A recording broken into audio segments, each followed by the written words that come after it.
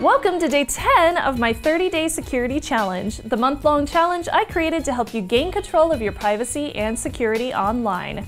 You can follow along with the security challenge via my blog at snubsy.com, or you can skip ahead and download a checklist of the challenge. Each of these videos will also be curated into a playlist, so it'll be really easy to follow along from day 1 all the way through 30 here on YouTube. So today, let's chat about using proper internet hygiene. What does that mean?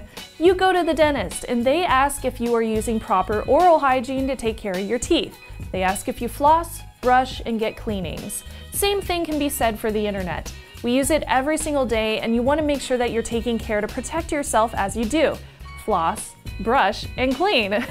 So if you have followed along so far, you have already made some positive changes to your online security and privacy. But these changes will not matter if you don't use techniques that folks like me now use naturally. Repeating an action over and over creates a habit, and over time these pointers will become habit for you if you keep doing them and you keep them in mind when browsing the web. So first up is clicking links. Everything on the web has an address, and to get to that address we use hyperlinks. Sometimes attackers use clickbait to get a user to go to a site that's made specifically to steal data. Clickbait is common on social network platforms. It's made to tease you into clicking and reading more, because you have to know what happens next. Clickbait is built to bring up an emotional response by a user. I see this so often on Facebook. Somebody will post an image with a link that's titled, "This dog's owner was trapped in a car. You won't believe what he did next," and stuff like that. Whenever a user clicks on that link and gets directed to loading new content, the new site might ask them for more info up front to finish reading, or it might have third-party ads all over the place, or it might just collect data in the background, which is kind of scary but true. Some browsers have gotten a lot better about detecting suspicious sites, but don't depend on them to catch 100% of the sites. How do you detect these sites? Do they raise an emotional response from you? Do they make you mad or upset or angry? Does it seem too good to be true, like a random Twitter account saying, "Click here for a free iPad"? When you hover over the link, does it show a really weird address at the bottom of your browser? If you do click it, does your browser say, "Warning, certificate invalid," or something similar? If you click on the site, do you see a red unlocked padlock in your browser window? These can all be signs of malicious sites. And P.S., I will also be discussing this in relation to email later on in the challenge. Next, if a site asks you to store data, just don't do it. Shopping websites do this all over the place. If you order stuff online all the time, just don't store your address or your credit card data on the website. Some sites do store your personal data or force you to have a credit card on file to shop their site. If that is the case, either use a gift card or a temporary Visa or MasterCard, and you can super simply buy those from like CVS or Walgreens, or try to check out as a guest instead. Now here's the thing, when you store your credit card and address on a website, you don't know how they are protecting that information. Is it encrypted? Who in their company has access to that info?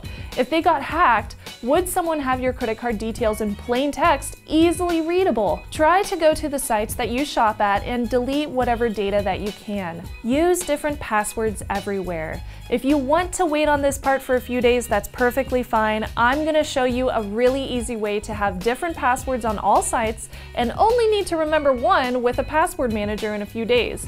So basically, this is the same as above. You don't know how a site is storing your passwords, so if they got hacked and your password leaked, you don't want someone using your Target.com password and retrying it on, say, Facebook.com.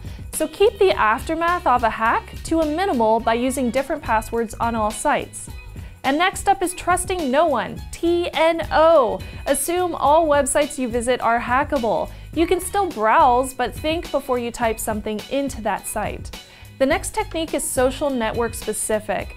Have you ever gone through your likes or your friends or even pages that you have liked on Facebook and found something unfamiliar? You may just think, I must have forgotten who that is. I'm a terrible friend. Or, I must have forgotten that I liked that page. I don't like it anymore, or I've never heard of it, so I'll just unfollow it.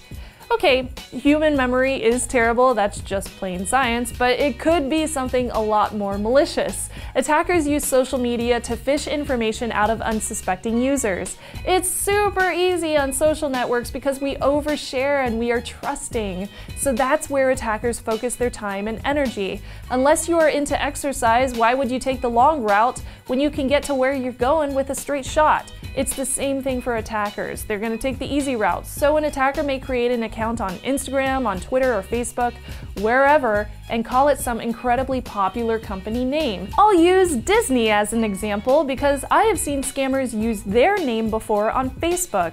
On this new profile page, they might post an image that says, "Huge Disney giveaway, 100 free cruise passes. Like, comment, and tag a friend for your chance to win." And it sounds awesome because who doesn't want to go on a free Disney cruise, right? Is it worth a shot? Totally. No, actually it's not. So there's a few red flags. Spelling errors. Would a big company not hire a copyright editor for a giveaway? Duh. No verified checkmark. Verified checkmarks appear next to company names on social media to prove that a company is the legitimate company-owned account. If there is no checkmark, search for that same company on the social network and I bet you they already have a verified account. So that one that you liked is fake. No giveaway legal page. All giveaways have to have a legal page with the rules of the contest or giveaway. It's legal, that's what they have to do. If it's not there, it's probably fake. So what do these scammers get out of it? Well, chances are they are going to ask for your data to potentially sell to third parties, advertisers, or other hackers. Or they could wait until they've amassed a huge amount of followers on that fake page, then overnight change the entire page to reflect a completely different company. This is so shady, but it's a thing. So going back to the whole "I must have forgot I liked that page" thing, yeah, maybe you thought you were liking the free Disney cruise Facebook page, but overnight it was changed to like a random dude's car dealership in Ohio or something random. I like Ohio. It's one of my faves. So you see a page like this, go ahead and report it. Same goes for random friend requests, no mutual friends, unfamiliar name, no image on their profile page. Just unfriend them and report them. They're probably scammers. So basically, I could wrap up today with this. Use skepticism. The internet can be a beautiful place full of culture and art and education, but if it looks too good to be true, it probably is. Go to the source of information before assuming that you can trust everything on the web. Day 10 is done! Tomorrow I will chat about some of my favorite smartphone apps that are privacy conscious, but first make sure to subscribe over on YouTube and hit up snubsy.com to download the checklist for the whole 30-day security challenge. Again, I'm Shannon Morse, and I will see you for day 11.